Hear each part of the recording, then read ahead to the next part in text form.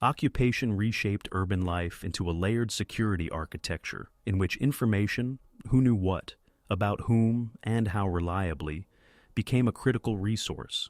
Before foreign troops entered the major European capitals in 1939 to 1941, municipal policing already relied on registries of residence, address cards, identity documents, and neighborhood reporting routines developed over decades to manage migration, vagrancy, and crime. Paris maintained extensive household files through the Préfecture de Police. Warsaw's municipal police and state security inherited interwar surveillance of political parties and border crossers. Amsterdam's population registry, designed to track births, deaths, and moves, offered precise address data. These bureaucracies were not built for total war, but their paper trails could be redirected under occupation to identify targets and to validate or discredit accusations. The precondition for large-scale denunciation systems, therefore, was not simply ideology or terror. It was a pre-existing administrative capacity to store, retrieve, and verify names. When the Wehrmacht or Allied forces entered these cities, the first wave of orders standardized movement and identity, curfews, pass requirements, residence permits, and travel certificates.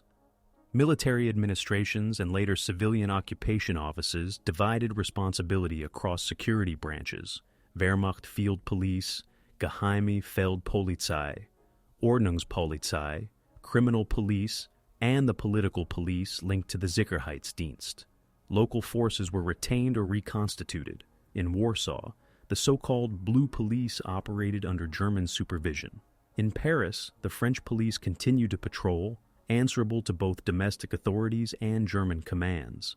In Amsterdam, municipal officials preserved registry operations while responding to German demands. Each capital thus combined a compact German security corps with far larger local institutions, familiar with streets, languages, and social disputes. In scale, the occupiers' uniformed and plainclothes agents in a given city rarely exceeded a few thousand. Local police and clerks numbered in the tens of thousands. This imbalance made systematic reliance on civilian tips structurally probable. Economic controls set the immediate incentives. Rationing regimes issued books for bread, meat, and fuel. Housing offices adjudicated overcrowding. Labor boards assessed exemptions from conscription or work assignments. In France, successive decrees culminated in compulsory labor service to Germany. In the general government, labor levies and travel restrictions tied families to districts. In the Netherlands, requisitions and seizures tightened supplies. Under these conditions, information could deliver access or protection. Reporting a neighbor's black market meat transaction might deflect attention from one's own ration irregularities. Identifying a rival as concealing contraband might free a room or gain a work exemption. The same structures governed political repression. Anti-Jewish ordinances in occupied capitals required registration, special identity markings, and later concentration in designated zones. Enforcement depended on lists and on local knowledge of who had moved, hidden, or altered entries. Denunciation thus intersected with both economic survival and ideological policing. Pre-war conflicts and social cleavages further conditioned who informed and why.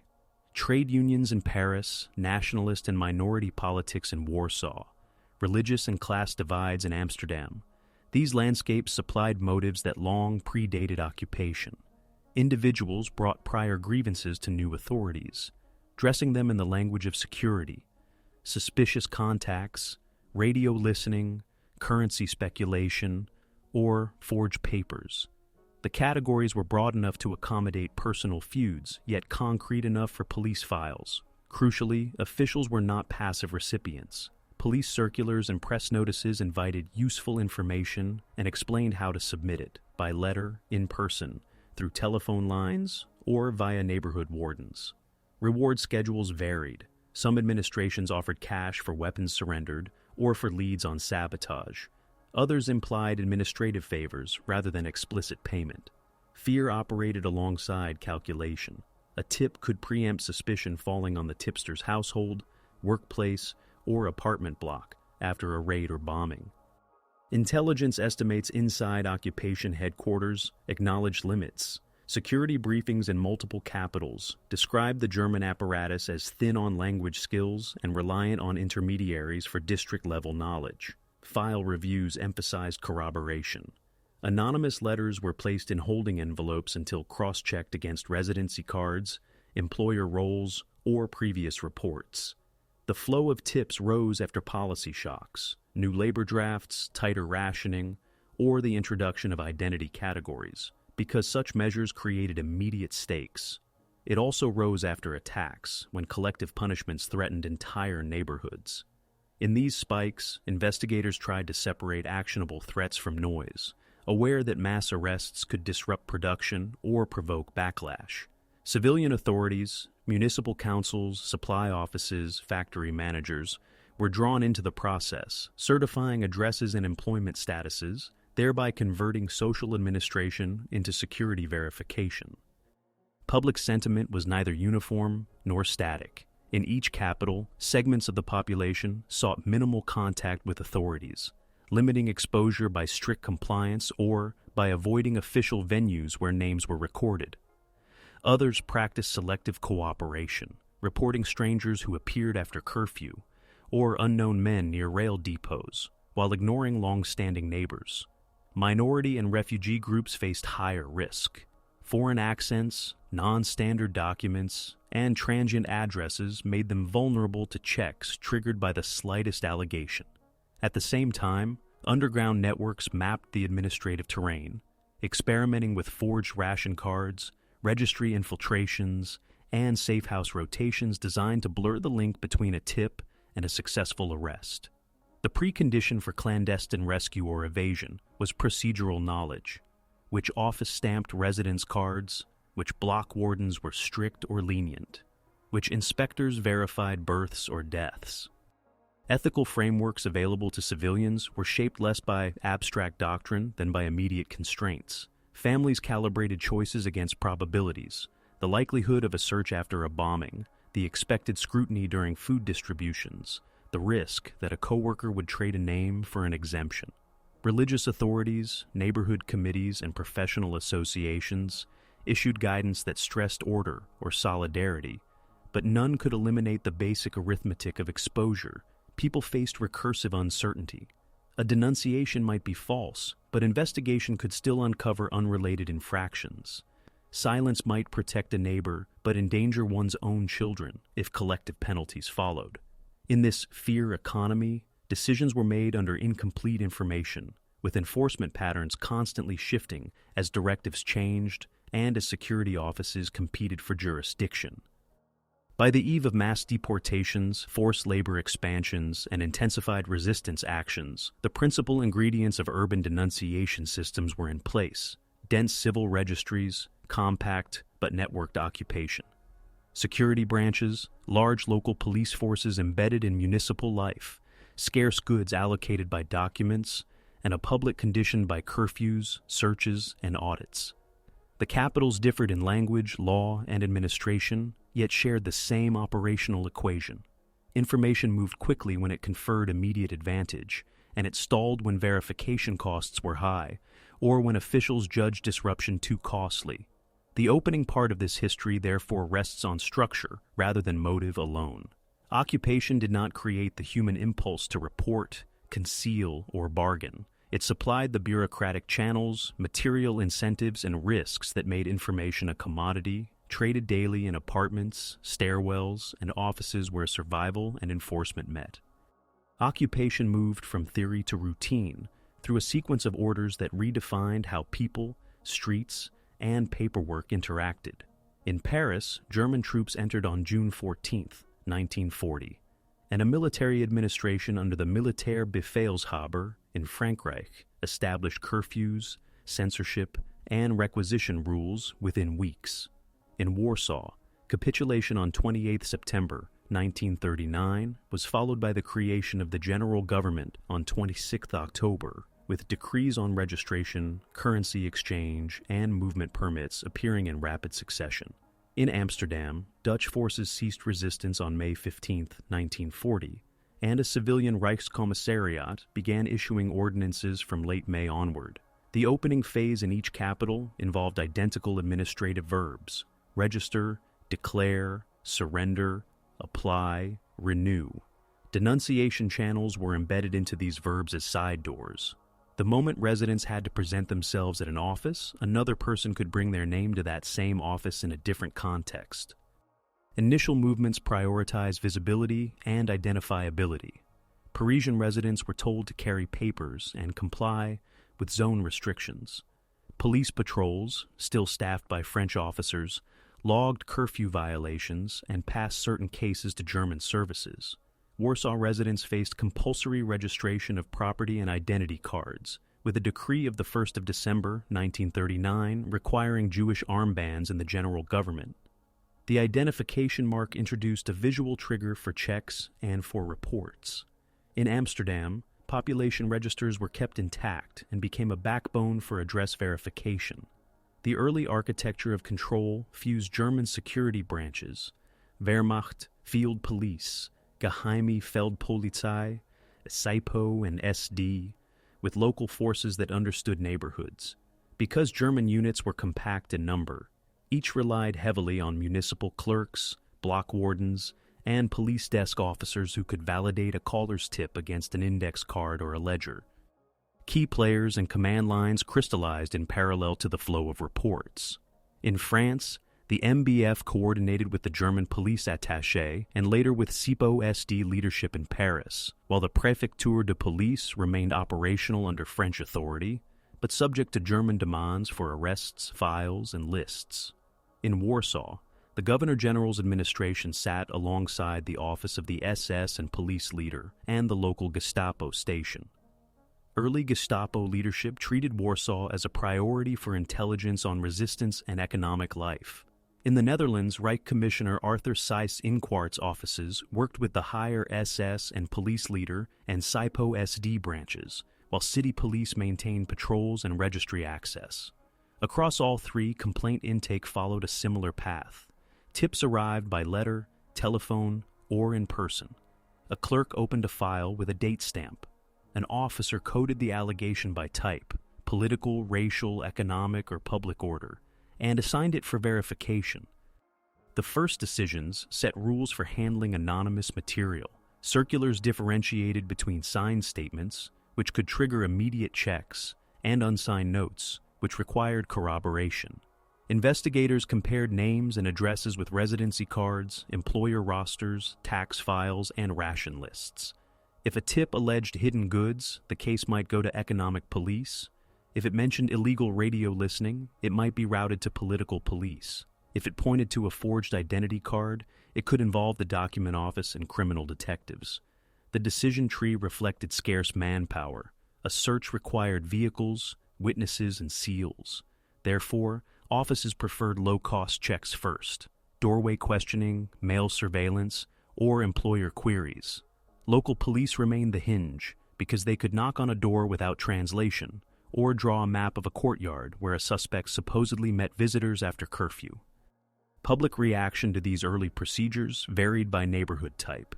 In central districts with dense housing, the awareness that walls were thin and stairwells busy encouraged formal compliance and discouraged overt signals that might invite complaints.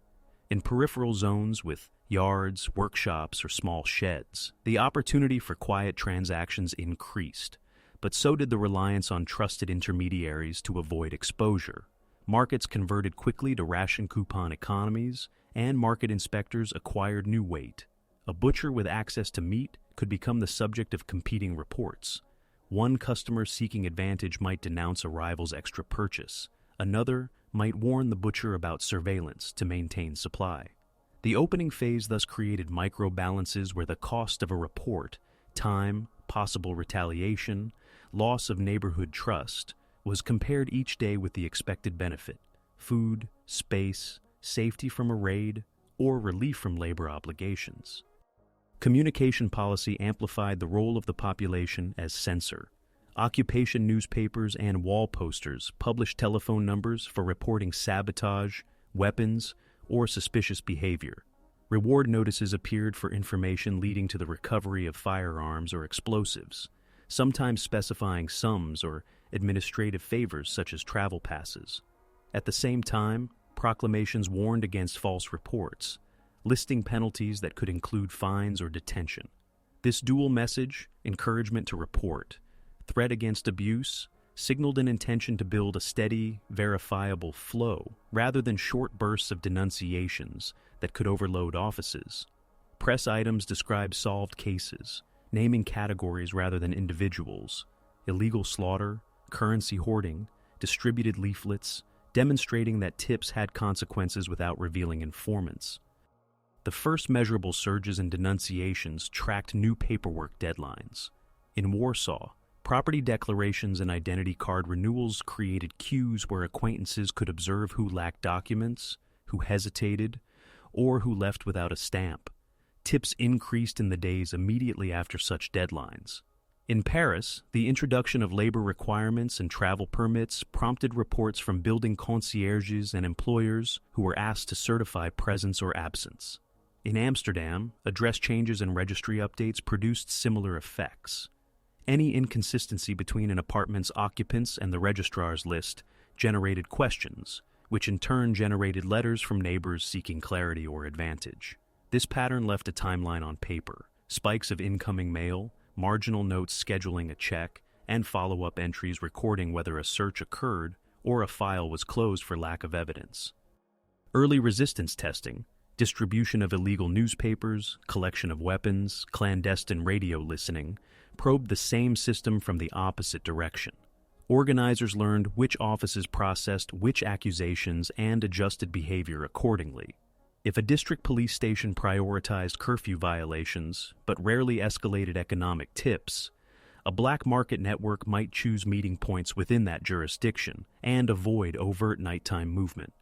If a registry official was known to scrutinize birth and death certificates closely, forged documents would move through a different borough.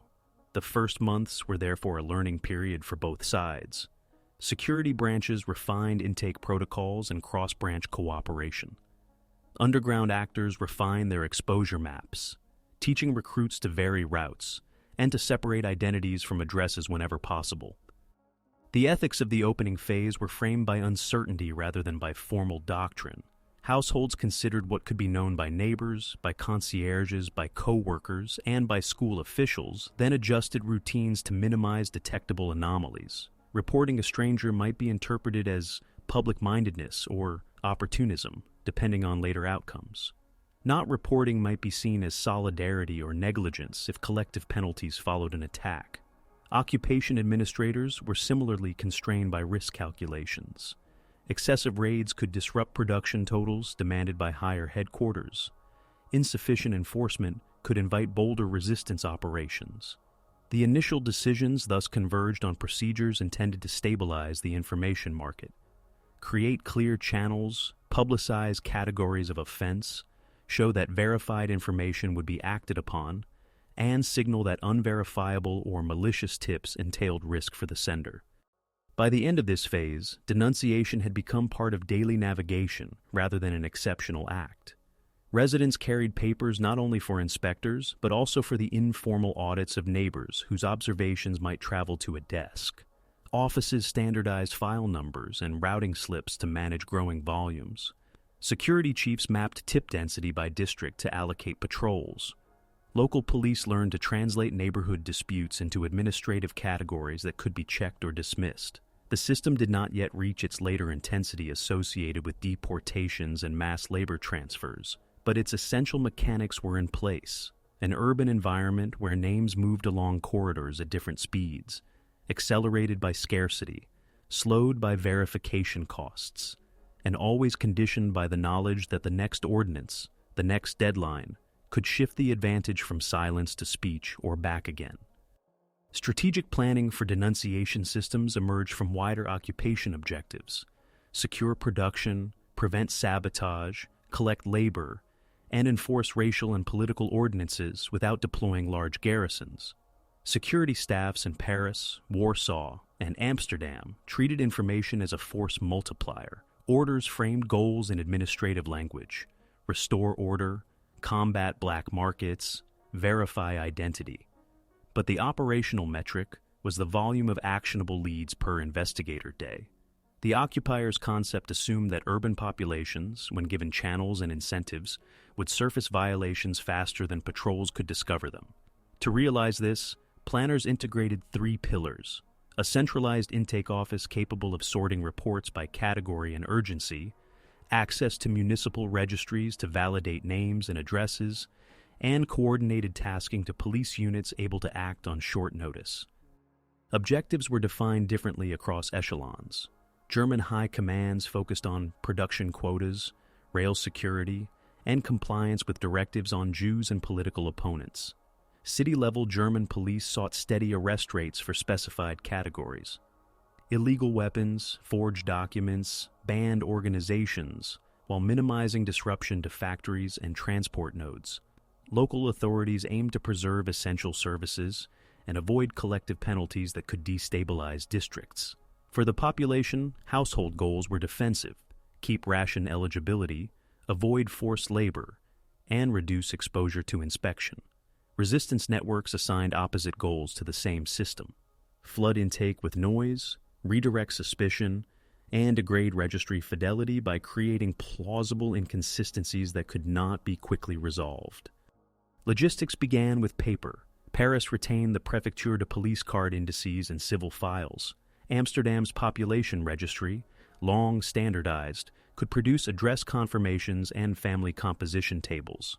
Warsaw's municipal records and employment rolls became tools for cross-checks. Planners equipped document sections with standardized complaint forms that captured sender identity or noted anonymity, the alleged offense, exact location, and suggested times for verification. Post offices were instructed to channel certain categories of letters directly to police, and telephone exchanges reserved lines for urgent tips. In the Netherlands, registry services experimented with punch card sorting to match names and addresses, accelerating checks for changes after curfew or mass arrests. In Paris, long-standing anthropometric and criminal files were repurposed for political and economic offenses. The design premise was that a report should move from intake to decision within hours in priority cases and within days for routine categories. Doctrine balanced centralization with local knowledge. German SIPO SD headquarters in each capital defined categories and authorized special operations. Ordnungspolizei and criminal police provided investigators. Municipal police supplied patrol strength and neighborhood familiarity. Tasking matrices assigned specific allegation types to branches, political material to security police, economic violations to market inspectors and economic police, curfew, and public order to municipal patrols. The plan sought to avoid duplication by requiring a single file number and routing slip per case. Weekly conferences compared district-level statistics, arrests, searches, closures without result, and adjusted priorities. Where labor drafts intensified, economic offenses rose on the agenda. Where sabotage occurred, weapon searches and curfew checks expanded. Preparations extended to personnel. Clerks were trained to recognize forged seals and inconsistent handwriting on ration cards. Investigators received checklists to standardize door-to-door verification. Interpreters were assigned to districts with high numbers of refugees or minorities. Reward schedules were calibrated to steer informants toward categories judged important: weapons, transmitters, counterfeit documents, and hideouts. To manage retaliation risk, planners formalized confidentiality rules and moved some interviews to central offices rather than local stations. Municipal housing and welfare offices were integrated as auxiliary verifiers, able to confirm occupancy, employment, and family size without overt police presence, thus lowering the visibility of checks that might otherwise provoke neighborhood alarm. Miscalculations appeared early in planning estimates. Intake projections often assumed a stable ratio of valid to invalid tips. Yet, policy shocks altered behavior sharply. New identity markings, labor summonses, or food shortages produced bursts of accusatory letters that mixed genuine leads with private disputes.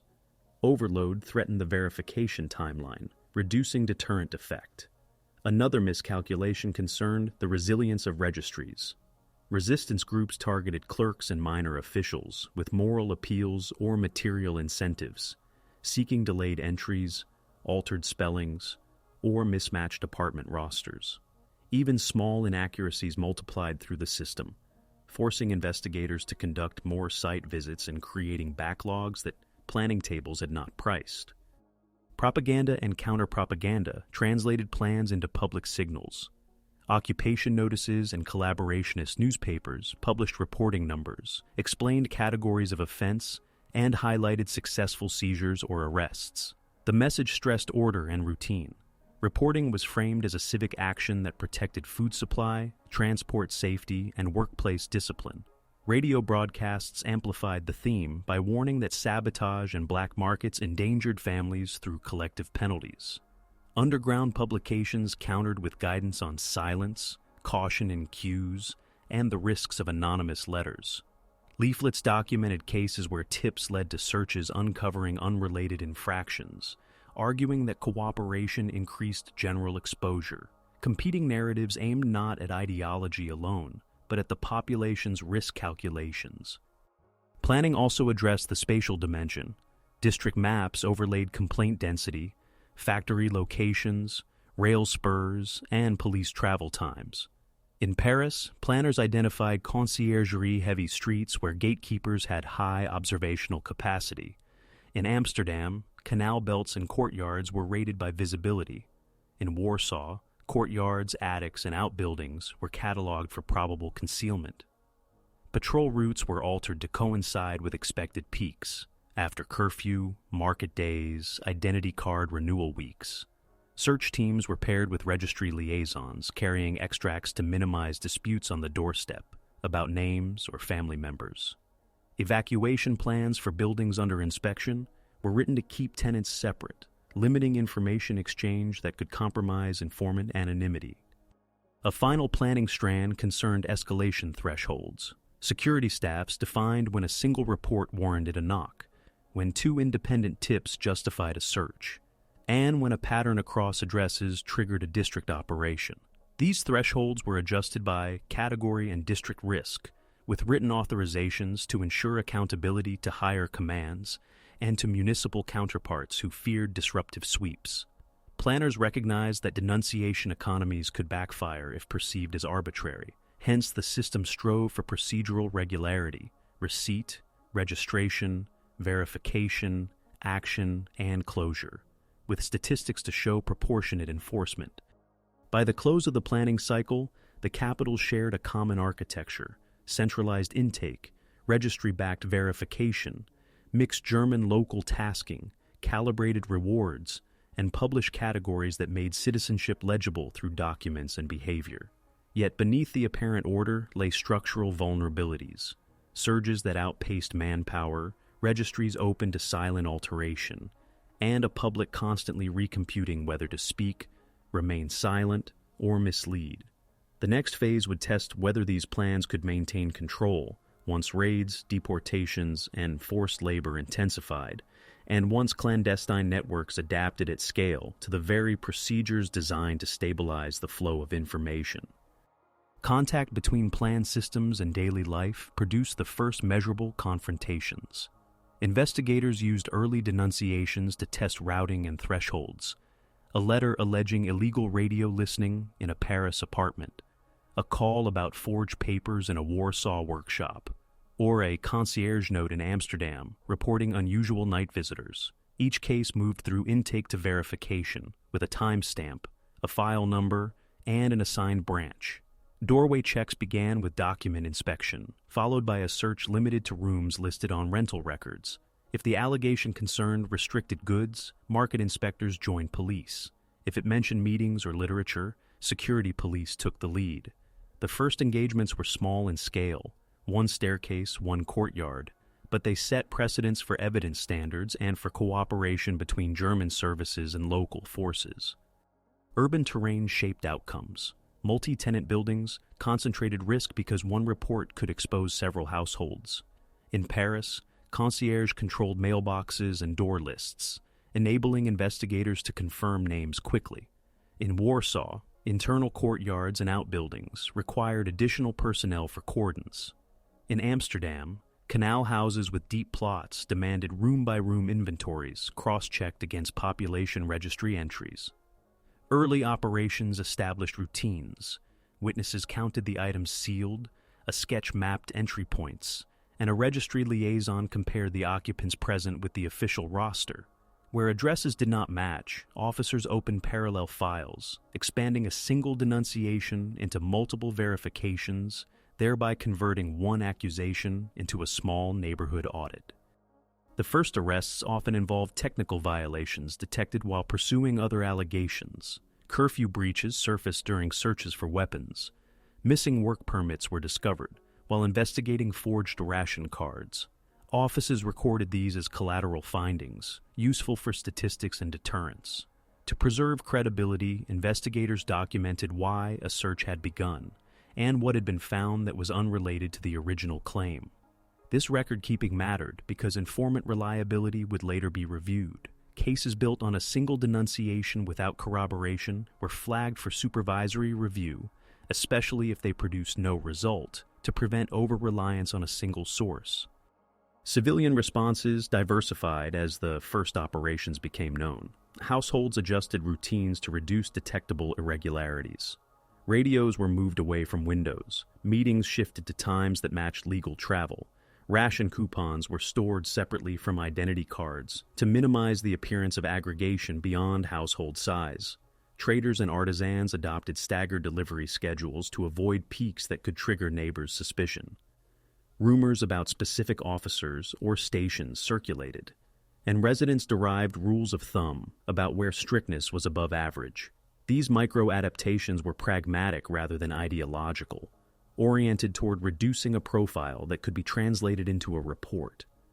Resistance networks treated the initial engagements as reconnaissance. Observers noted how quickly a denunciation produced a visit, whether patrols returned at the same hour on subsequent days, and which documentary inconsistencies prompted the most questions. Clandestine presses altered distribution patterns to neighborhoods with slower response times. Couriers learned which stairwells lacked sight lines from the street. The feedback loop was immediate. A single raid that located a mimeograph machine would cause the network to rotate storage after a fixed number of nights, even without new warnings. In parallel, forgers examined confiscated identity cards to infer which stamps or inks survived close inspection, refining templates to pass desk-level checks before deeper scrutiny. The information market displayed volatility. After the first publicized seizures of weapons or transmitters, denunciations increased for a week, and then fell as residents assessed the risk of being associated with an investigation. Offices recorded higher anonymous mail in districts where searches had drawn crowds, suggesting that visibility encouraged caution. Employers' reports rose before labor draft deadlines. Concierges' reports rose after curfew changes. Intake teams learned to anticipate these waves and to triage accordingly, assigning quick checks to claims that could be validated at a desk, and delaying resource-intensive searches until patterns emerged across multiple tips. Unexpected outcomes forced procedural adjustments. In some buildings, a denunciation targeting one apartment led to spontaneous complaints about others once officers appeared on site. The sudden expansion strained manpower and increased the chance of errors in sealing and inventory, which could later invalidate a case. To limit cascade effects, commanders introduced caps on additional door checks per operation unless an independent allegation existed. Another surprise concerned false positives from routine sounds, printing presses mistaken for sewing machines or vice versa, highlighting the limits of auditory cues in dense housing. Training bulletins reminded patrols to rely on documentary contradictions and corroborated reports rather than sensory impressions alone. Territorial shifts were administrative rather than geographic. Operational boundaries between German services and municipal police were redrawn to reduce duplication. Political cases that began with economic allegations were rerouted earlier to security police. Economic cases that produced no contraband at first search returned to market inspectors for follow-up audits rather than immediate second searches. This reallocation stabilized arrest rates without excessive disruption to factories and tram lines. It also signaled to the public that steps followed a predictable order which could either deter violations or teach evasion, depending on how quickly populations learned the sequence. Morale indicators were tracked systematically. Security staffs counted not only arrests and seizures, but also the ratio of closed files to incoming reports by district and week. A rising closure ratio could mean poor informant quality or improved evasion. Municipal officials monitored queues, absenteeism, and hospital admissions after raids to gauge stress on services. Resistance groups watched the same indicators from the opposite angle, interpreting higher police presence around registry offices as a sign that forged documents had achieved short-term penetration. Both sides sought to avoid extremes. Heavy-handed sweeps risked production targets. Lax enforcement risked the spread of underground networks. The first deportation-related checks in each capital began as document verifications rather than mass roundups. Offices cross-checked newly marked identity categories with address cards and employer lists, then initiated visits narrowly targeted to confirm presence and papers. These early engagements tested the mechanical link between registry and doorstep. In districts where clerks had quietly altered entries, patrols found mismatches that consumed investigator time without producing arrests, revealing the fragility of the entire chain. In districts where registries were intact, operations moved faster but required follow-on audits to maintain accuracy, since word of the check spread quickly and prompted relocations. By the end of this phase, both the authorities and the population had learned the tempo of the system. Denunciations could trigger a visit within hours in priority categories. Routine allegations moved more slowly.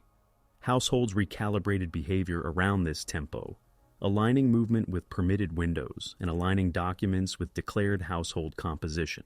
Investigators refined checklists to reduce time per door and to record divergences precisely. The clash had begun with limited engagements, but their cumulative effect was to normalize inspection as a recurring feature of urban life, and to embed the expectation that names, addresses, and papers would be tested against one another without warning. Escalation followed policy shifts that multiplied the stakes of information. In mid-1942, large operations linked denunciation files to quotas. In Paris on the 16th to 17th of July, 1942, the mass arrests known as the Velodrome de Hiver Roundup relied on municipal address cards and school lists, cross-checked by French police. Approximately 13,000 people were taken in 2 days, with arrest sheets noting prior tips that had flagged changes of residence or suspected concealment. In Warsaw, the Grossaktion launched on July 22, 1942, drew on ghetto registration books and work card rosters. Transports to Treblinka between late July and late September removed well over 200,000 people from the city, with block-level denunciations accelerating selections at assembly points. In Amsterdam, deportations intensified from summer 1942 as the city registry produced target lists. Neighborhood patrols acted on reports about unregistered lodgers or concealed rooms, and weekly train schedules set measurable goals for numbers to be delivered to transit camps. In each capital, the volume of arrests per day exceeded earlier verification capacity, forcing procedural shortcuts that increased reliance on names already circulating in files. Reinforcement arrived not only as personnel, but as new categories of offense. Compulsory labor measures expanded in 1943. The Service du Travail Obligatoire was announced in France in February 1943. Intensified Arbeitseinsatz measures affected Dutch cities through 1943 to 1944. In Warsaw, labor conscription orders for non-Jewish residents added workplace inspections to ongoing security checks. Denunciations now referenced suspected draft evasion, forged work exemptions, and concealed age cohorts. Employers and building managers received questionnaires that effectively turned workplaces and stairwells into pre-screening sites. The flow of tips rose before transport deadlines and fell after raids, a pattern that planners graphed by district to reassign patrols. Security bulletins noted that the proportion of anonymous letters increased during deportation periods, while signed statements predominated in labor and housing disputes. Command challenges surfaced as branches competed for priority. Security police focused on political and racial targets. Economic police pursued black market networks that threatened ration stability.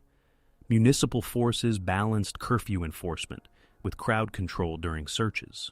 To reduce duplication, capitals adopted fixed-day operations with joint command posts. In Paris, mixed teams paired French sergeants familiar with buildings to German officers with arrest authority. In Amsterdam, registry officials sat in operations rooms to resolve discrepancies on the spot. In Warsaw, ghetto operations combined SS and police units with labor office representatives who determined retention for workshops. These arrangements raised throughput, but also amplified the impact of a single denunciation. Since once a building was on the list, multiple categories could be inspected in one visit. Terrain and seasonality posed new limits. Winter curfews reduced street noise and increased the detectability of movement. Summer heat altered daily rhythms and shifted inspection hours. Bombing raids and power cuts degraded telephone reporting and forced a larger share of tips into handwritten form, delaying triage. In several districts, security staff experimented with block wardens' notebooks to capture recurring observations, lights at irregular hours, unusual deliveries, or frequent visitors, and to align them with existing files. Such notebooks changed the denominator. Not only did denunciations feed the system, but routine surveillance notes could be upgraded to actionable reports when an operation required targets to meet a quota. International and domestic politics affected morale and tempo. Allied broadcasts named categories of collaborators, but also urged populations to avoid indiscriminate accusations, warning that investigations could expose unrelated violations.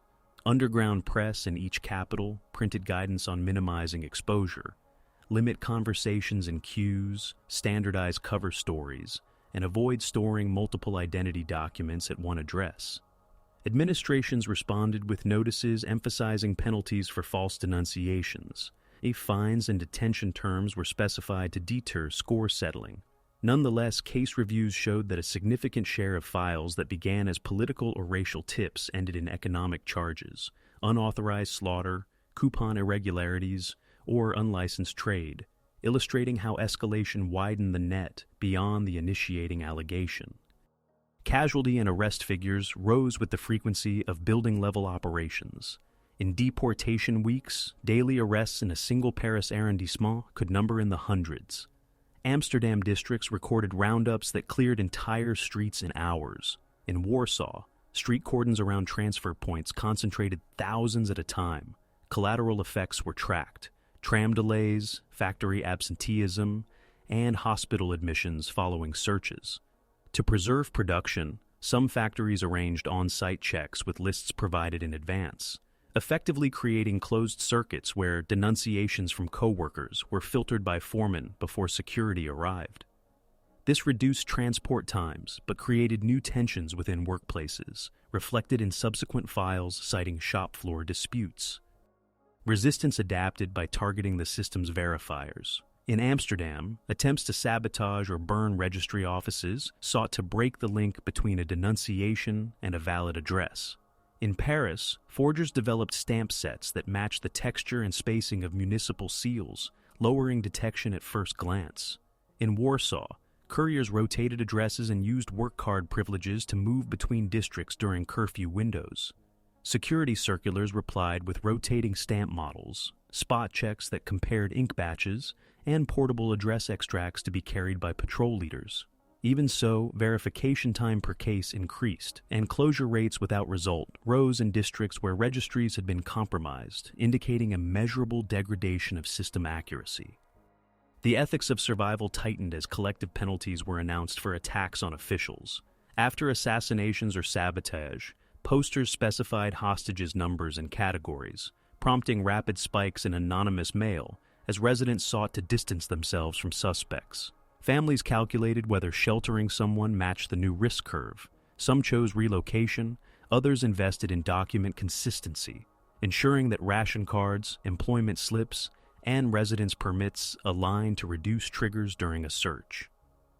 Religious institutions and mutual aid groups issued circulars advising on quiet compliance to avoid drawing denunciations, while underground networks published handbills stressing silence and the costs of casual talk to strangers or in stairwells.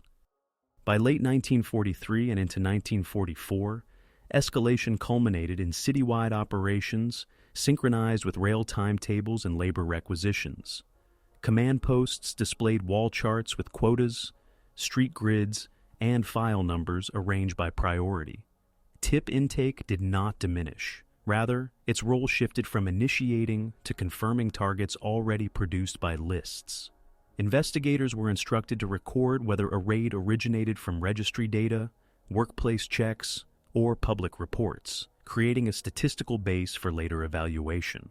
The volume of information exceeded what small teams could process thoroughly, and procedure compensated by simplifying thresholds. Two converging indications could suffice where earlier periods required more corroboration. The system moved faster, but its error margin widened, a change visible in the higher proportion of searches that closed without seizure or arrest. In that environment, denunciation retained its immediate utility for households seeking advantage or safety, yet its relative weight within the machinery declined as administrative lists and large-scale orders drove operations on a calendar independent of daily neighborhood impulses. Peak tempo arrived when deportations, labor drafts, and anti-underground measures converged with mature registry systems and practiced intake procedures. By early 1944, operations in Paris, Warsaw, and Amsterdam ran on fixed calendars tied to rail departures, factory shifts, and curfew windows. Command posts displayed board grids with districts, daily targets, and file numbers sorted by category. The balance between lists and denunciations shifted. Lists generated the bulk of addresses, while denunciations refined the order of entry within buildings and added names not yet captured by the registries. Throughput, rather than individual case quality, became the principal metric. Investigators measured hours per arrest, doors per seizure, and the share of operations completed before transport deadlines. In Paris, security staff synchronized actions with remaining deportation convoys through Drancy until late summer 1944, and with campaigns against draft evasion after the Service du Travail Obligatoire broadened its reach. Mixed teams combined German SIPO-SD case officers, Ordnungspolizei squads, and French police patrols familiar with stairwells and concierge routines. Figures illustrate the scale change from earlier phases. While single-day roundups in 1942 had removed on the order of 10,000 to 13,000 persons, mid-1944 operations distributed arrests more continuously across weeks, yielding hundreds per day across several arrondissements rather than headline spikes. The French milice, numbering in the low tens of thousands nationwide by mid-1944, supplied field detachments that could act on denunciations concerning resistance safehouses or radio sets, freeing German specialists for political cases. Payments and favors were calibrated to category. Tips about weapons or transmitters earned higher consideration than those about ration fraud. As Allied bombing disrupted telephones, a larger share of reports arrived by note through concierges, who remained critical verifiers of who had moved and who had acquired extra rooms. In Amsterdam, the population registry retained its centrality, but bounty-driven pursuit of hidden Jews and of draft evaders reached its apex. The group known in German files as the Henneicke Column operated in 1943 with around several dozen chasers under police supervision and contributed thousands of arrests through paid captures. By 1944, similar economic incentives persisted in a looser form as municipal police, Landwacht auxiliaries, and workplace clerks brought names forward in exchange for money or administrative relief. The Rotterdam razzia of 10 to 12 November 1944 demonstrated peak capacity for labor seizures. Approximately 50,000 men were gathered in a single operation for transport to Germany. Although that event relied largely on cordons and lists, denunciations in preceding weeks supplied apartment-level intelligence that reduced evasion. Registry staff working with punch cards could still confirm addresses quickly, but resistant sabotage and earlier attacks on offices forced more site visits, increasing verification time per door and pushing commanders to accept lower corroboration thresholds when quotas approached. In Warsaw, peak activity came in two waves with distinct mechanics. The first was the systematic liquidation of remaining ghettos and hideouts after the 1943 ghetto uprising. Denunciations by building caretakers and street-level intermediaries helped convert remnants of lists into addresses for searches in attics, basements, and service shafts. The second was the 1944 citywide battle following the Warsaw Uprising beginning on August 1st. Large-scale expulsions and selections at transit points were driven primarily by cordon tactics and field interrogations, rather than by prior letters. Even so, files show that pre-existing denunciation networks did not disappear. They were repurposed to identify suspected liaison apartments, printers, or couriers moving through districts not yet evacuated. Blue police units under German command continued document checks outside combat zones, and reports from employers about missing workers merged with military intelligence on barricade locations. The ratio of addresses originating from denunciations fell compared to 1942 to 1943, but the absolute number of names surfaced by neighborhood informants remained high because the city still contained hundreds of thousands of civilians during phased expulsions. High command decisions concentrated resources where denunciation density intersected with production or security priorities. In Paris, factories with high absenteeism underwent on-site audits where names from denunciation letters were compared with time card logs. Arrests followed inside plant gates to minimize tram disruptions. In Amsterdam, house-to-house checks clustered along canals and courtyards known for subdivided rentals because informants indicated frequent nighttime changes of occupants. In Warsaw, courtyards with multiple outbuildings were mapped for sequential searches that could be repeated after a fixed interval to test whether a tip signaled transient presence or a stable hideout. These patterns reflected a mature doctrine, rapid verification, minimal street closure time, and immediate feedback to intake clerks about which allegation types yielded arrests. Losses and gains were recorded in administrative rather than battlefield terms. Authorities logged seizures of weapons, transmitters, forged papers, and contraband goods, and they tracked the closure rate of files across districts. Resistance tallies focused on delays forced on search teams, numbers rerouted through safe houses, and days during which forged identity documents passed desk checks. Comparative figures show the competing trends. In Amsterdam, districts where registry sabotage had erased or altered several thousand cards, closure without result climbed into double-digit percentages for weeks at a time, reducing investigators' efficiency. In Paris, average time from receipt of a priority denunciation to a door knock could still be kept under 24 hours in mid-1944 for political categories. But economic allegations slid to multi-day delays when fuel shortages limited patrol mobility. In Warsaw, the share of operations initiated by denunciations dropped during periods of heavy fighting, yet, where civilian administration persisted, denunciations again shaped who was retained for labor, who was moved first, and which buildings were searched twice. Civilian exposure reached its maximum because categories overlapped. A family could be documented as subject to labor checks, ration inspections, and address verification simultaneously.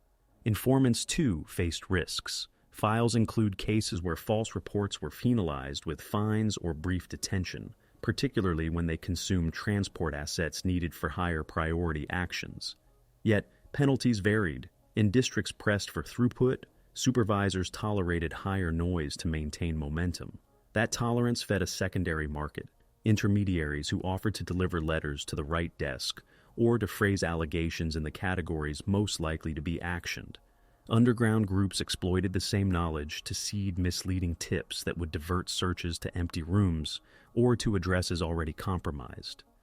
Rail constraints defined ceilings for peak operations.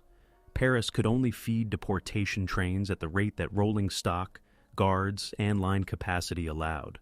Amsterdam relied on transit camps whose schedules fixed the tempo of arrests. Warsaw's expulsions and labor transports depended on the functioning of specific sidings under military control. When quotas exceeded rail capacity, holding sites filled, and investigators were told to prioritize allegations that promised immediate production of high-value categories. transmitters, weapons, or organizers, rather than general non-compliance. Denunciations that lacked precise addresses or times were deferred or closed, a shift visible in intake ledgers that marked such tips as non-actionable pending new information. At the peak, the ethics of survival compressed into procedural choices. Households minimized variance, one identity card per person in plain view, one ration book per registered headcount, one story about employment that matched employer roles. Potential informants weighed rewards against traceability, preferring channels that did not require signatures when retaliation was plausible, but choosing signed statements when administrative favors were the goal. Security branches judged credibility statistically, privileging sources whose prior tips yielded arrests at rates above district averages. The system had reached its most efficient and its most brittle point. Efficient because routines minimized time per action, brittle because disruption of any link, registry integrity, telephone lines, fuel for patrols, or rail capacity, reduced the value of the information stockpile that denunciations had built. Adaptation began at the household level and scaled to networks. Families facing layered checks sequenced their defenses to match inspection logic. Papers lay ready in the order likely to be requested: identity first, ration second, employment third. So answers could be brief and consistent. Rooms were arranged to align with registry entries, declared occupants' beds visible, clothing folded in quantities matching the roster. Duplicate shoes moved to attics or shared cellars to reduce hints of extra residence. Kitchens were standardized. Unauthorized meat or flour was separated from official ration items to narrow the path from a random search to an economic charge.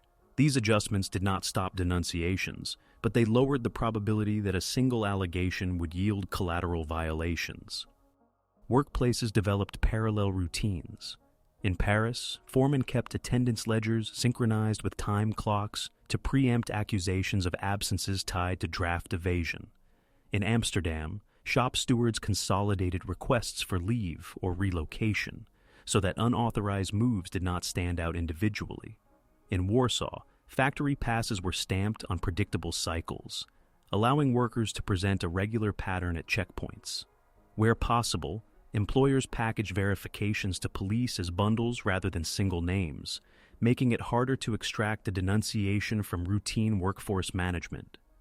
Resistance organizers embedded couriers in these flows as messengers, using legitimate errands to carry forged documents or ration coupons. Clandestine groups invested in document economies. Teams mapped every stamp, seal, and registrar's signature in their districts, noting the months when forms changed and the inks currently used. Forgeries progressed from crude copies to layered reproductions, paper of similar weight, perforations matching municipal machines, and signatures traced from multiple exemplars to avoid repetitions that file clerks could spot. In Amsterdam, forged identity cards and ration coupons depended on pre-war craftsmanship available in printing trades. In Paris, networks leveraged access to municipal offices through sympathizers who supplied blank forms. In Warsaw, document teams exploited ghetto workshops and later post-uprising caches of paper. To control risk, distributors used quotas, no more than a set number of forged items per street per week, minimizing pattern detection. Shelter systems were engineered as chains rather than hubs. Apartments, attics, and basements were coded by capacity, escape routes, and proximity to tram stops. Hosts were taught to separate direct links. The resident who welcomed a person should not be the same as the one who delivered food coupons. The neighbor who fetched water should not know the guest's name. Movement schedules matched curfew and patrol cycles. Cross-district transfers occurred during permitted work hours and returned before evening checks.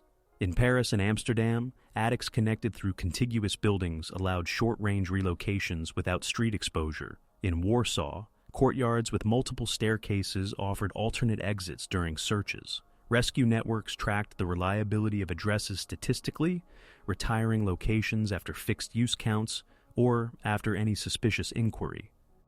Communication adapted to monitoring. Radios shifted from fixed rooms to portable sets used in narrow windows, minutes rather than hours, to reduce direction-finding risk. Underground presses broke runs into small batches printed across several nights and scattered pickup points. Messages moved through dead drops with standardized packaging. Envelopes, pre-folded to exact dimensions, neutral covers, and coded date stamps indicating urgency. When denunciations targeted specific couriers, routes were rotated and decoys deployed.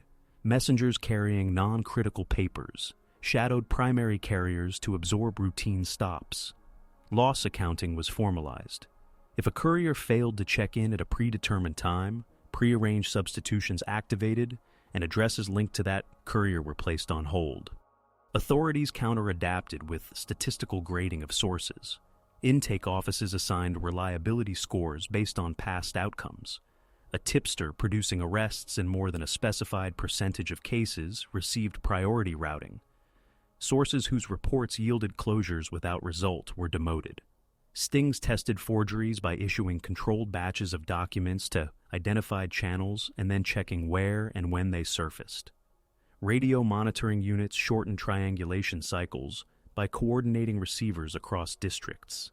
Notices to building managers standardized inventories of basements and attics to reduce concealment variance.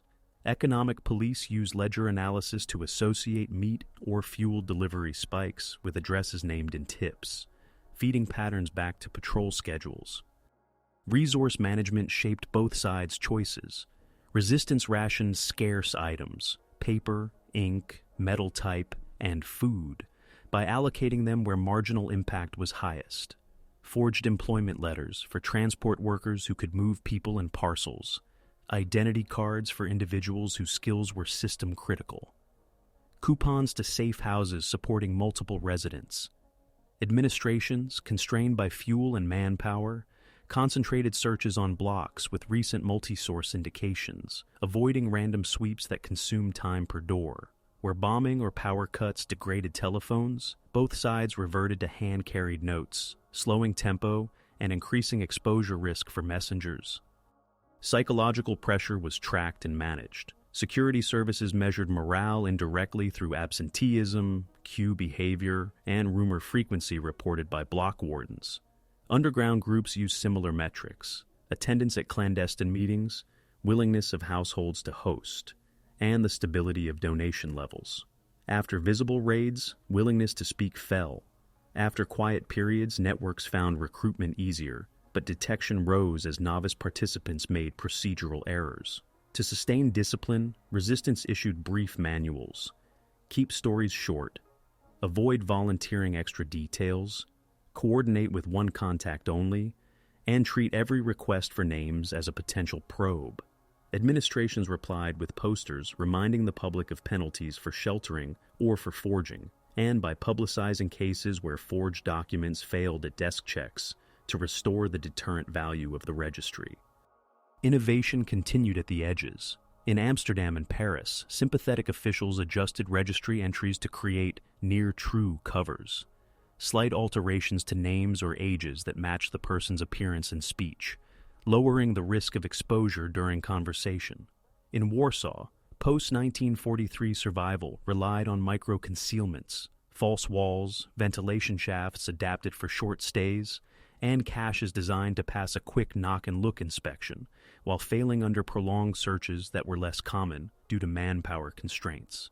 To counter the latter, security introduced building seals, requiring residents to sign across paper strips placed on doors to detect nighttime movements. Residents learned to lift and reattach seals intact, or to schedule shifts within legal hours. Morale fluctuated with external events. Allied advances or local defeats altered risk calculations overnight. After arrests of prominent organizers, networks enforced cooling-off periods, withdrawing from operations that generated denunciations, public leaflet drops, loud meetings in stairwells, and concentrating on document maintenance and food distribution. Households recalibrated. Some ceased hosting, others diversified risk by reducing the number of nights any one guest stayed. Informants, too, reassessed participation as retaliation incidents rose. Anonymous letters increased when fear of being associated with a file grew, reducing the quality of information for authorities that preferred signed statements for follow-up interviews. Across the capitals, adaptation reached a shared equilibrium by mid to late 1944. Denunciations still mattered, but their marginal effect depended on how well each side managed procedures under constraint. Where registries remained intact, authorities could convert tips into rapid action. Where registries had been compromised, even high-quality tips yielded delays that allowed relocation. Resistant success correlated with procedural rigor, limited speech, predictable documents, and decentralized shelters, while administrative success correlated with disciplined triage and calibrated thresholds for action. The system's psychology, uncertainty about who might speak and how quickly a name would travel, kept pressure on all participants, shaping behavior as much as orders or ideology. Momentum shifted when the administrative chain linking denunciations to action began to break under military and political shocks. In Paris, the police strike and barricades of 19th to 20th August 1944 signaled that municipal enforcement was no longer a dependable relay. German commander Dietrich von Choltitz, with a garrison on the order of 15,000 to 20,000 troops, faced French forces of the interior and police units numbering in the tens of thousands when fully mobilized, though poorly armed compared to regular forces. Between 19th and 25th August, as trams halted and telephone exchanges were contested, the time from a tip to a door knock expanded from hours to days, or ceased entirely in contested districts. Offices that had processed hundreds of files per week shifted to triage on street control and building-level negotiations. Denunciation lost immediate operational value because verification routines, registry extracts, patrol dispatch, transport to holding sites were subordinated to a timetable defined by ceasefires and surrender talks. In Warsaw, the turning point was kinetic rather than administrative. On August 1, 1944, the uprising redefined the city's geography into sectors held by Armia Krajowa units, German strongpoints, and fluid corridors. Civilian population estimates at the start ranged around 900,000, with AK forces initially on the order of 20,000 to 25,000. German units assembled counterattacking groups that rose above 20,000 with reinforcements. Under these conditions, denunciation channels became secondary to field interrogations and cordon tactics. Lists mattered less because addresses were emptying through expulsions. Courtyards once mapped for sequential searches became battle spaces. Yet legacy files did not vanish. They informed choices about which buildings to clear first after blocks fell, and which suspected liaison apartments to re-enter during pauses. By October, as expulsions pushed more than 400,000 to 500,000 civilians through transit points, the civilian substrate that had sustained both informants and shelters shrank sharply, altering the information market more than any single decree had done in prior years. Amsterdam experienced a gradual but decisive pivot tied to strategic rail and food policy. The railway strike announced on September 17, 1944, disrupted schedules that had anchored large operations. German authorities responded with transport controls that, combined with blockades and requisitions, contributed to the Hunger Winter from November 1, 1944 to early 1945. Landwacht and Ordnungspolizei continued document checks, and denunciations still arrived, but the administrative capacity to act quickly eroded when fuel shortages limited patrol vehicles and when telephone failures forced a return to handwritten routing. Meanwhile, rumors of imminent liberation after Dolle Dinsdag on September 5th prompted some collaborators and intermediaries to burn papers or abandon posts, reducing the continuity of source networks. As the Canadian First Army advanced toward the Netherlands over winter and spring, the practical value of adding a name to a file diminished relative to immediate survival tasks, food distribution, heating, and medical care. Across the capitals, turning points had a common mechanism: the decoupling of information from logistics. In the earlier peak, an allegation could pass from intake to action through a known pathway: registry confirmation, patrol dispatch, space at a holding site, and rail transport. After August-September 1944, those links frayed in different sequences. In Paris, registry confirmation still existed, but patrol dispatch competed with barricade duty and ceasefire enforcement. In Warsaw, patrols existed but addresses no longer mapped to stable households. In Amsterdam, holding sites and rail timetables no longer guaranteed onward movement. Each broken link increased the cost of processing a denunciation relative to its expected yield, and offices recalibrated toward categories with tactical value in the moment: weapons, transmitters, or organizers encountered during street operations, rather than slow-burning address files. The politics of transition exposed archives to rapid reversal. As Paris changed hands between 19th and 25th August, resistance committees and returning administrators sought police and prefecture files to understand who had collaborated and who had aided underground activity.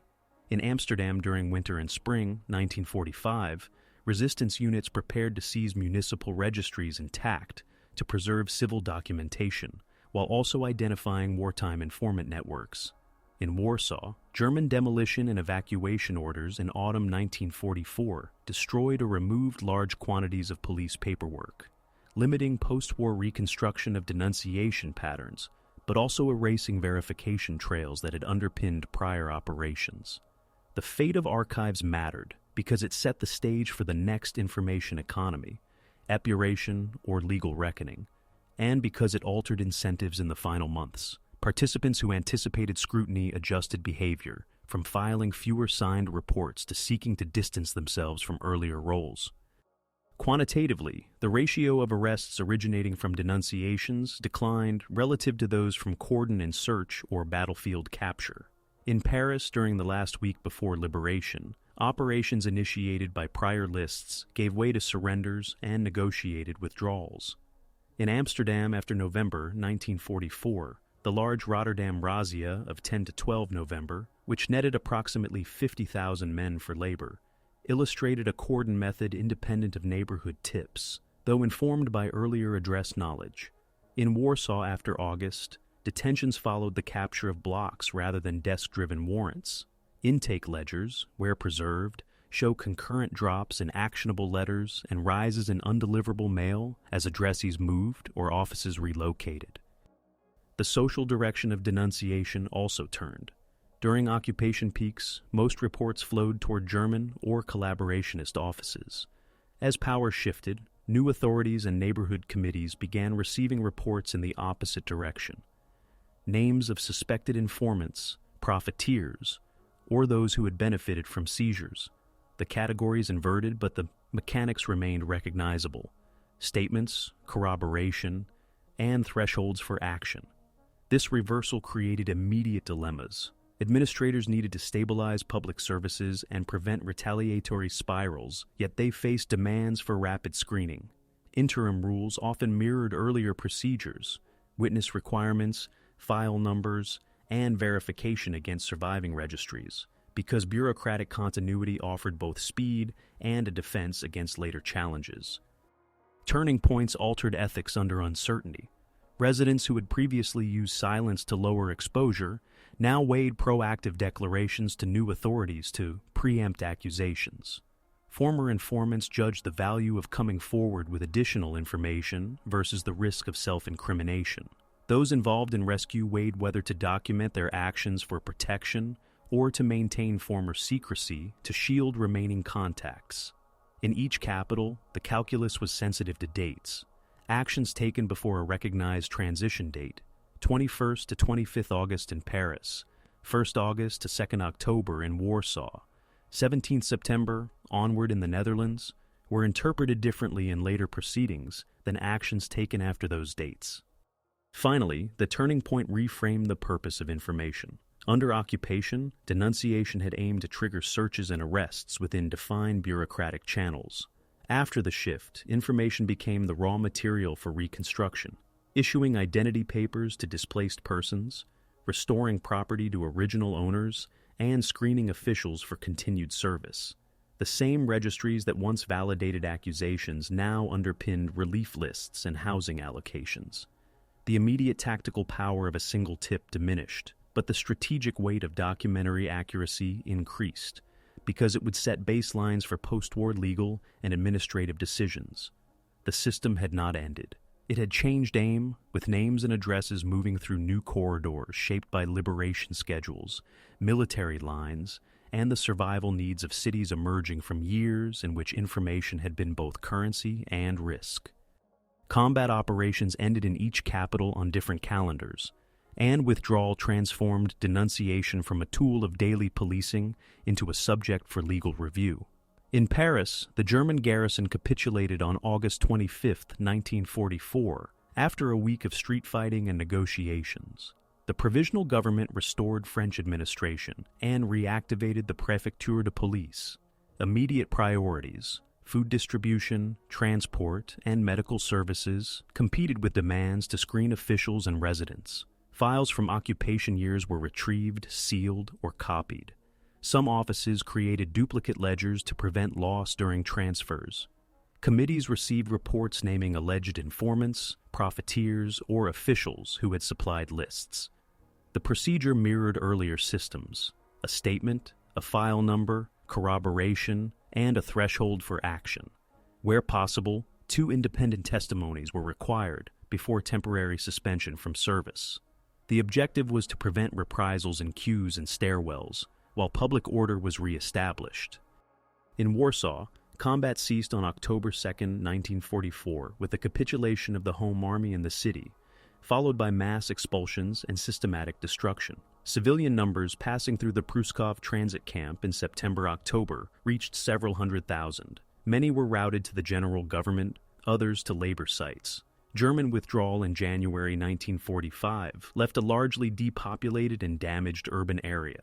Return began under Soviet and new Polish authorities, who established security offices and local committees to manage re-entry and property claims. Surviving registries and church records were used to reconstruct residence and identity. The balance of information changed. Wartime denunciation files, where preserved, served as leads for collaboration investigations, while missing documentation forced reliance on witness statements. Households attempting to reclaim apartments faced competing claims from evacuees and new arrivals, and councils required multiple attestations to validate occupancy. Amsterdam's withdrawal phase aligned with the capitulation in the Netherlands, effective May 5, 1945. The preceding hunger winter of 1944 to 1945 had produced mortality on the order of tens of thousands due to famine and cold, straining hospitals and undermining the administrative capacity to act on reports. Allied relief operations, food drops in late April and early May, and subsequent deliveries by barge and truck, shifted priority to nutrition and public health. Denunciation did not disappear, it reversed direction. Local authorities reopened population registries, compiled lists of those who had served in occupation units, and asked for statements regarding wartime assistance or harm. Special jurisdictions processed cases of suspected collaboration. Detention sites received thousands in the first weeks, and screening protocols attempted to separate routine wartime employment from active participation in arrests or seizures. Employers and neighbors were asked to certify the wartime role of the accused. A shortage of intact files slowed decisions. Reprisals and ad hoc justice were a risk across all 3 cities. Administrators issued orders instructing police to prevent unauthorized searches of homes belonging to suspected informants and to route all allegations through formal channels. Temporary bans on carrying weapons within city limits reduced the chance of confrontations at building entrances. Newspapers outlined procedures for submitting claims, specifying required documents and witnesses. The aim was to absorb a high initial volume of reports while maintaining transport and food distribution. Even so, some incidents occurred in the first days after liberation, particularly where units arrived before civil administration could be restored. Subsequent weeks saw a rise in formal cases and a decline in street-level confrontations as channels stabilized. Humanitarian effects set hard constraints on post-combat enforcement. In Paris, hospital admissions increased after the week of fighting. Tram and rail services resumed in stages, limiting the ability of committees to summon witnesses from distant arrondissements. In Amsterdam, caloric rations rose only gradually after May, and public works prioritized water and gas lines, delaying archive consolidation. In Warsaw, the combination of winter, destroyed housing stock, and mines restricted access to administrative buildings. Each city adopted triage, public health and shelter first, documentation next, and legal screening on a rolling basis. This triage influenced the speed of case processing and the kinds of evidence accepted. Affidavits substituted for missing files, and provisional identity cards were issued to allow ration eligibility pending verification. Property and restitution procedures converted wartime document systems into peacetime tools. Paris reopened notarial archives and required declarations of loss for goods seized under occupation decrees. Amsterdam's municipal offices compared wartime property transfers with pre-war registries to identify transactions subject to review. Holders were invited to present proof of purchase or to return items pending adjudication. Warsaw's committees, operating amid extensive destruction, relied on surviving cadastral maps, parish lists, and neighborhood testimony to reconstruct ownership. In all three, the process generated disputes that sometimes originated in wartime conflicts. A neighbor who had denounced an absence might now present a claim to an apartment. A family that had hosted evacuees sought priority for new housing. Administration set deadlines for submissions and created forms to standardize claims, aiming to reduce pressure on local desks. Withdrawal exposed personnel gaps. Police and registry officials who had served throughout the occupation were reviewed for continued employment. Suspensions pending inquiry created shortfalls just as workload increased. To maintain operations, cities hired temporary clerks and recalled retirees familiar with pre-war filing systems. Training emphasized chain of custody for documents and careful annotation of sources to separate witness statements from file extracts. Experience from occupation criminology, coded categories, routing slips, and summary statistics was repurposed to track progress on post-liberation screening and restitution. International factors shaped pace and scope. Paris operated under a national government recognized by allies and could draw on central directives. Amsterdam coordinated with Canadian and British military authorities for relief and security, with national policy on special tribunals guiding local practice. Warsaw's administration functioned within a shifting political framework involving Soviet security services and emerging Polish institutions affecting how collaboration and resistance were defined in files. In all three, external supply and security conditions, coal allocations, rail repair, and border controls determined how quickly displaced persons could return and how soon courts could convene. Numbers illustrate immediate consequences. In Paris, arrests during the final week of August decreased rapidly by early September, as surrenders concluded and city services restarted. Case openings at screening committees rose into the thousands in the first month, then stabilized as rules tightened. In Amsterdam, mortality from the winter crisis declined after May with the resumption of regular food deliveries. Detention of suspected collaborators climbed sharply in May-June before leveling as cases moved to formal review. In Warsaw, the civilian base in early 1945 was a fraction of pre-war levels, and the number of people able to present pre-war identity papers was limited. Provisional documents and witness-based confirmations dominated the first months, with formal registration drives later in 1945 reconstructing resident lists.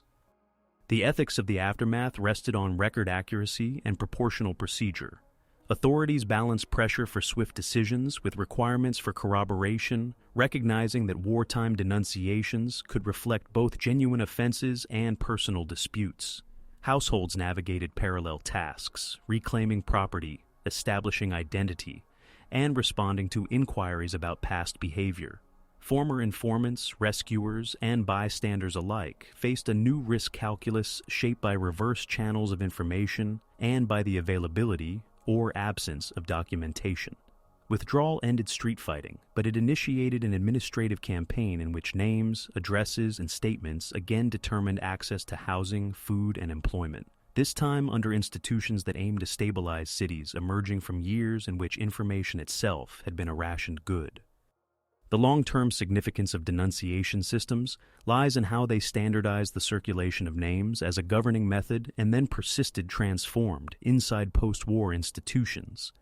In Paris, Amsterdam, and Warsaw, occupation practices embedded habits of file-keeping, cross-checking, and routinized intake that outlived the events that created them.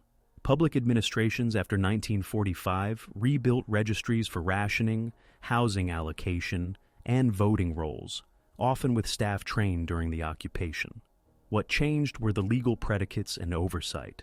Post-war criminal codes defined collaboration, illegal enrichment, and participation in racial persecution, with elements requiring proof, documents, witness statements, and chain of custody.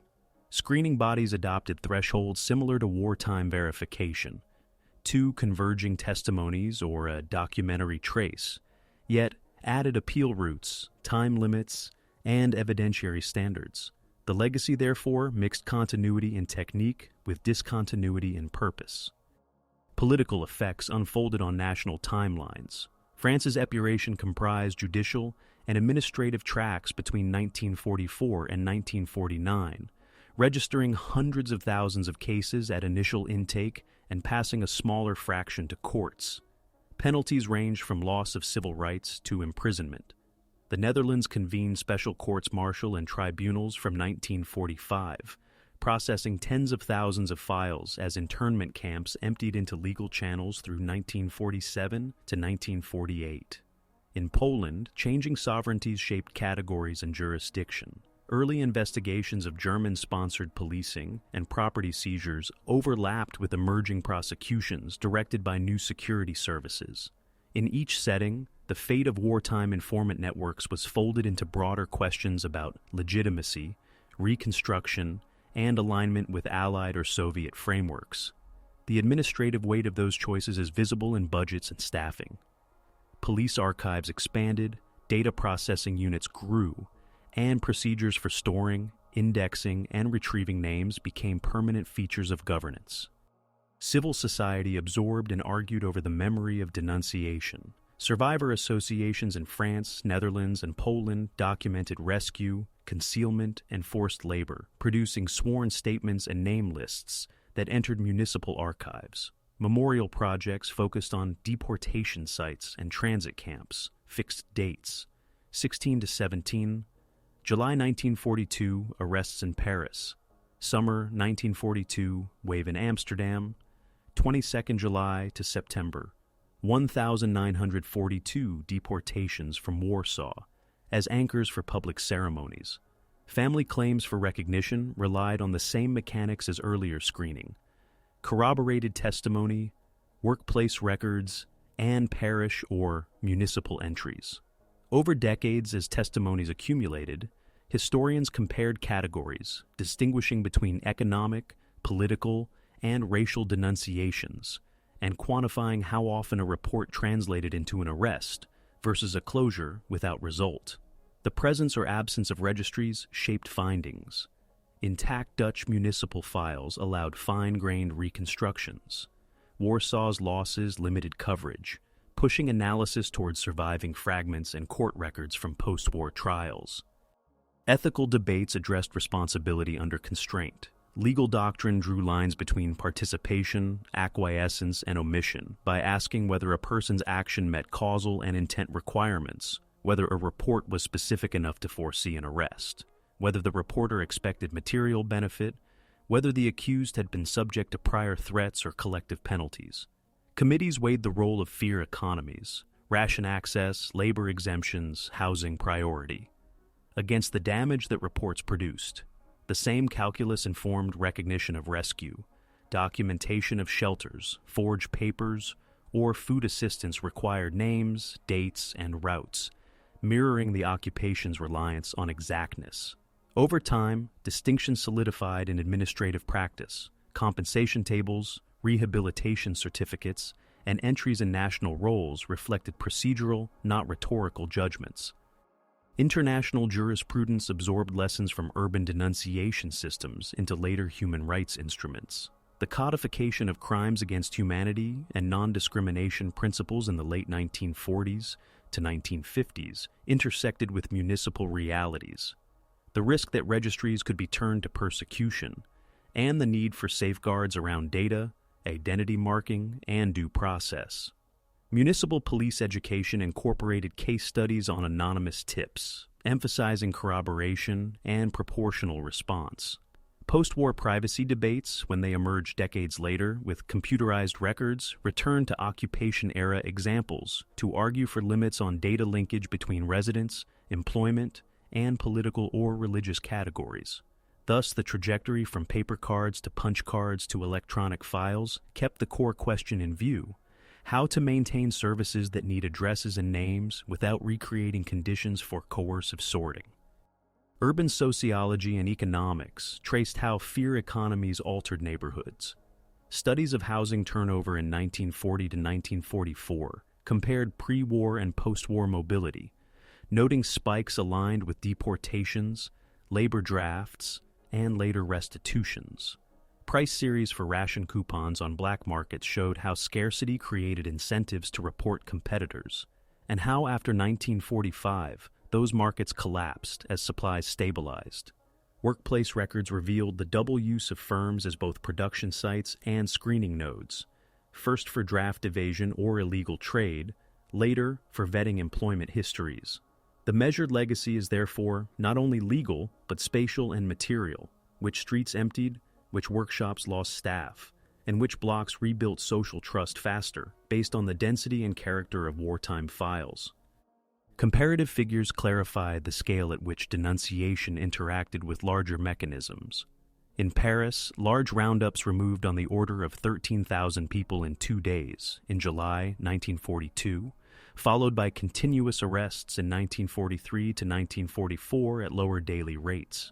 In Amsterdam, paid capture units and police actions contributed to thousands of arrests in 1943, while the Rotterdam razzia in November 1944 gathered approximately 50,000 men for labor within 3 days.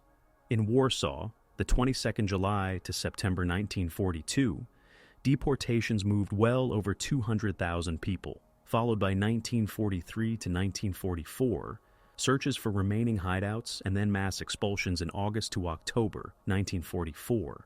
Across these sequences, denunciation supplied addresses and names at critical junctures, but rail capacity, administrative lists, and military operations set ceilings and schedules.